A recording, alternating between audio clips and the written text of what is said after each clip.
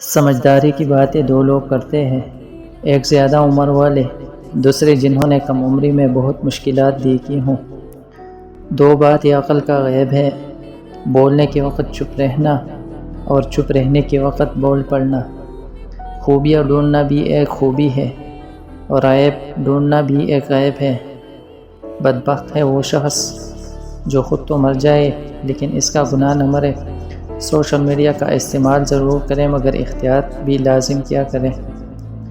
لوگ جتنا بھی دل دکھائے یہ یاد رکھا کریں کہ جب اللہ کے بندے ہمیں توڑتے ہیں تو ان کا توڑنا ہمیں اللہ سے جوڑتا ہے۔ ملتا تو بہت کچھ ہے اس زندگی میں، بس ہم گنتی اسی کے کرتے ہیں جو حاصل نہ ہو سکا۔ تنقید سے پہلے تحقیق، الزام سے پہلے ثبوت اور اختلاف سے پہلے دلیل رکھنا اعلیٰ کردار کی علامت ہے۔